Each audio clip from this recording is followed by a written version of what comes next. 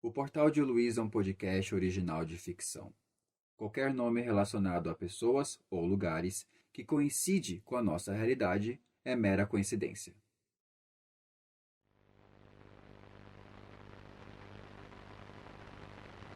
Você está cruzando o Portal de Luiz.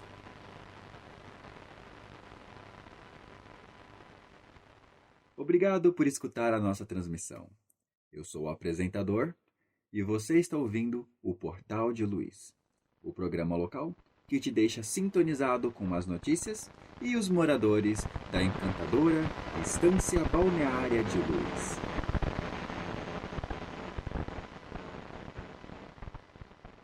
E vamos às notícias do dia.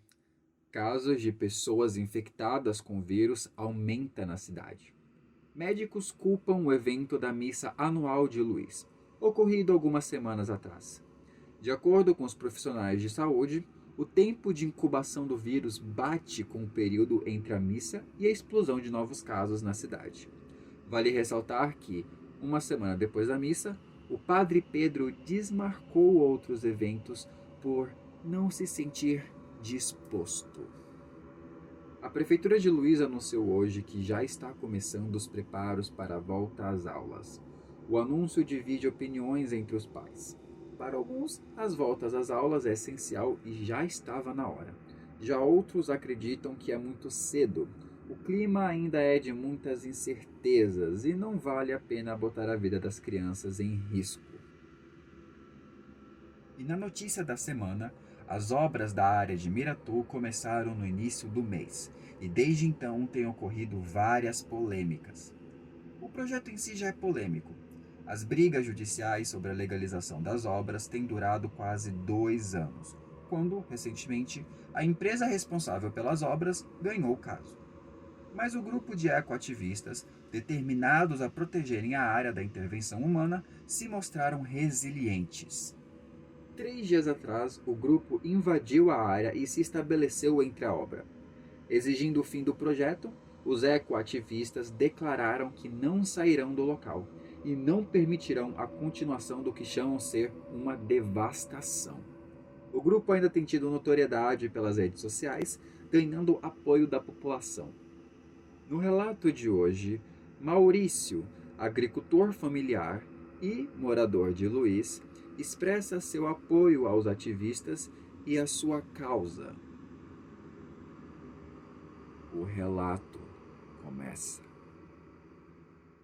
Assim, não dá para negar que Luiz tem muitas riquezas, terras prósperas, com potencial e se alguém viesse para mim e me falasse sobre isso, lá quando eu tava com os meus 20 e tantos, eu também ficaria animado. Mas hoje em dia não. Não como as coisas que eu sei agora.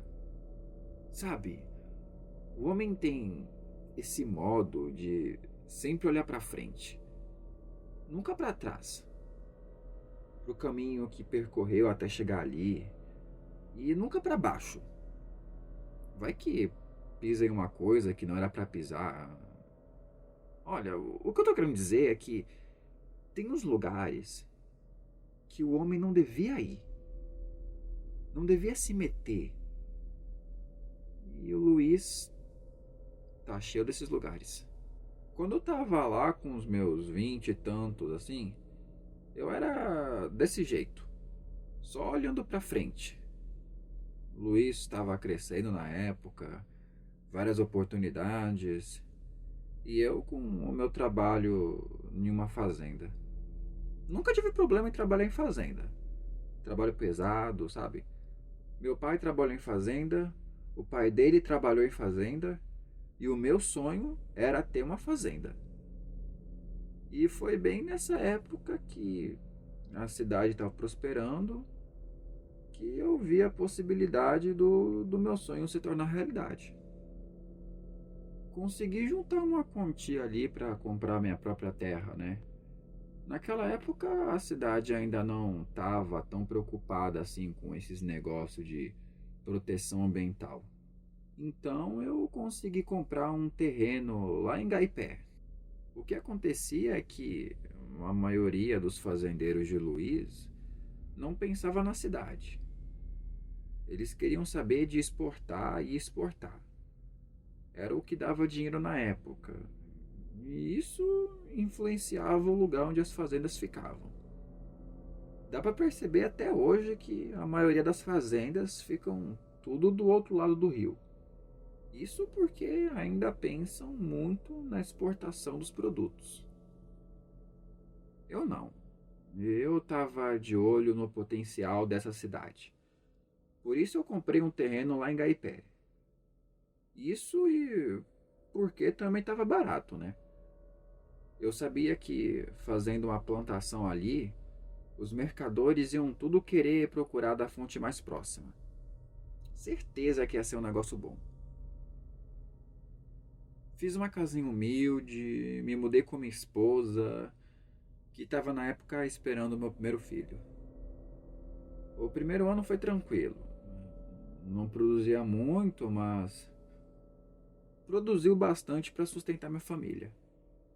Eu também tinha uns contatos pela cidade, então eu sempre conseguia um bico ali, outro aqui, para gerar uma rendinha extra. Não faltava nada. No fim, eu fiz um acordo com o mercador, o meu filho nasceu e tudo ia às mil maravilhas. As coisas começaram a desandar quando eu fui expandir a fazenda.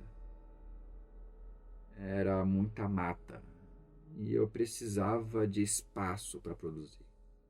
O acordo que eu fiz com o mercador expirava em um ano, então eu precisava de muito em pouco tempo. O melhor e mais rápido manejo para tirar essa mata em um curto período seria queimada. A gente queima a vegetação e então fica mais fácil para tirar ela. Separei todos os equipamentos, escolhi o terreno e no dia que o vento estava a favor eu comecei a queimada. No começo foi tudo como previsto. O fogo indo no caminho certo, a vegetação queimando. E então parou.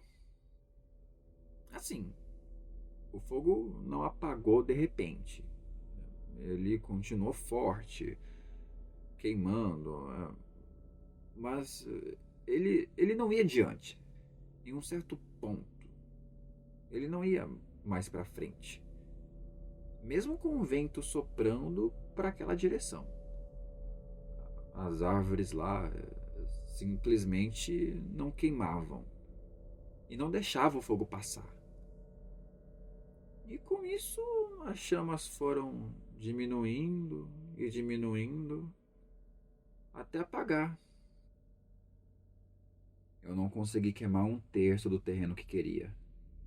Tinha gastado metade dos materiais e, como já estava de noite, porque a queimada tinha demorado, né? Eu deixei para fazer o resto no outro dia. E no outro dia eu estava lá. Fui recomeçar no mesmo canto onde o fogo tinha parado. Acho que todo mundo que já esteve na mata sabe a sensação de estar sendo observado, né? De que tem alguma coisa atrás das árvores. E eu mesmo já estou acostumado. Mas naquele dia não era como se uma coisa estivesse me observando.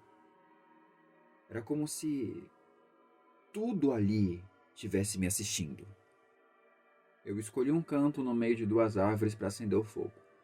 Juntei umas folhas e galhos secos, fiz um montinho e tentei acender. Mas o fogo não acendia. Não importava o quanto eu tentava, o diabo do fogo não acendia. Joguei combustível, não acendia. Preparei uma tocha, das grandes ainda, e o fogo não acendia. Não fazia sentido. Não chovia fazia quase 5 dias. O solo não estava úmido, mas nada. O fogo não acendia, mesmo assim. Eu tentava e tentava, mas nada. Foi quando eu tava quase perdendo a paciência que eu ouvi. Alguém sussurrou no meu ouvido esquerdo, dizendo: nem tente. Eu dei um pulo de susto, sabe? Quase que eu tropecei e caí no chão. Não havia ninguém ali, só eu. E aquela voz, aquele sussurro, foi tão perto do meu ouvido, como se estivesse do meu lado. Mas à minha esquerda não tinha nada, não tinha ninguém, tinha só uma árvore. E eu rodeei a planta para ver se encontrava alguém, mas nada. Não tinha ninguém ali. Não tinha ninguém ao redor. Aquilo foi o bastante para eu ficar perturbado. Abandonei a tarefa e fui para casa. Não falei desse assunto para minha esposa. Só disse que o terreno ali não era bom e que no dia seguinte eu ia tentar preparar o terreno em outro lugar. Eu que nunca voltaria ali. No dia seguinte eu fui preparar um outro canto, lá do outro lado do terreno. Eu precisava de um lugar para plantar e precisava rápido. Eu preparei tudo. Botei fogo, ele acendeu, até agradeci. Mas conforme o tempo foi passando, eu percebi que ele não estava queimando nada, nem avançando. Só ficava ali, com as chamas brilhando e dançando. Então, eu ouvi novamente. Agora, não só mas várias vozes falando para eu parar. E todas elas, eu juro, todas elas vinham da mata. E quando elas pararam, o fogo apagou. De repente. E ele não havia queimado nada. Eu não sabia o que fazer. Eu fiquei apavorado. Mas também estava desesperado. Se eu não conseguisse produzir, o acordo com o mercador ia pro lixo e eu ia ficar arruinado. O que eu fiz depois foi por causa desse desespero. Eu precisava daquela terra. Porra, eu tinha pagado pelaquela terra. Eu me achava no direito de ter ela. Eu fui na minha casa, peguei um machado e voltei para a mata. Parei perto de uma árvore, não lembro que árvore era. Eu só sei que eu ergui o machado e naquele momento eu me senti maior que tudo. Maior que aquela árvore, maior que aquela floresta.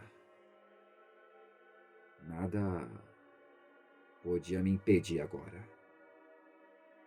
Então eu dei o golpe. E no mesmo instante, esse sentimento me deixou. No momento em que a árvore que eu atingi começou a gritar. Um grito de dor, agonia e ódio. Ela estava com ódio de mim. Então, as árvores em volta começaram a gritar também. E no final, eu acho que toda a floresta gritava junto com ela. Eu não estava mais me sentindo grande. Com todos aqueles gritos, eu me sentia pequeno, insignificante, à mercê daquelas árvores. e da fúria delas. Eu tapei os meus ouvidos, mas parecia que estava tudo dentro da minha cabeça. Eu olhei para a floresta e eu vi as árvores se mexendo. Eu juro por Deus, elas estavam se mexendo e elas estavam vindo atrás de mim. Eu saí dali correndo, o mais rápido que podia. Só queria chegar na minha casa, pegar minha mulher, meu filho e sair dali. Abandonar aquele maldito lugar de vez, para nunca mais voltar. Mas eu nunca encontrei eles. Nem minha casa, nem minha mulher, nem meu filho. E ninguém conseguiu encontrar eles até hoje. Eu não sei por quanto tempo eu corri. Eu só corri até perder os sentidos. Me disseram que eu fui trazido por uns moradores lá de Aru e que eu estava consciente. Eu não me lembro de nada disso. No final eu tive que romper o acordo com o mercador. Ele ficou pé da vida, óbvio. Mas como garantia eu dei as minhas terras lá em Gaipé. Para mim foi um livramento. Voltei a trabalhar em fazenda dos outros. Depois de um tempo eu consegui outra terra. Não naquele lugar, óbvio, né? Era um terreno menorzinho. Aí me casei de novo. Tive 2 filhas. Depois de um tempo eu fiquei sabendo que o mercador, que ficou com as minhas terras, também estava tendo uns problemas por lá. Umas história macabra, sabe? No final, Gaipé virou área de proteção e desse mercador aí eu nunca mais ouvi falar. Hoje vivo bem, produzo bem. Aquilo que vivi veio como um aprendizado. Um horrível aprendizado, mas um aprendizado. Descobri que nessa cidade tem mais coisas sinistras do que aparenta ter. Tem lugares, não só em Luiz, mas no mundo todo, mas principalmente em Luiz, que não se deve ser mexido. Os ativistas parece que estão lá em Miratu agora pelo bem da mata, dos animais, do ecossistema, mas é também pelo nosso bem.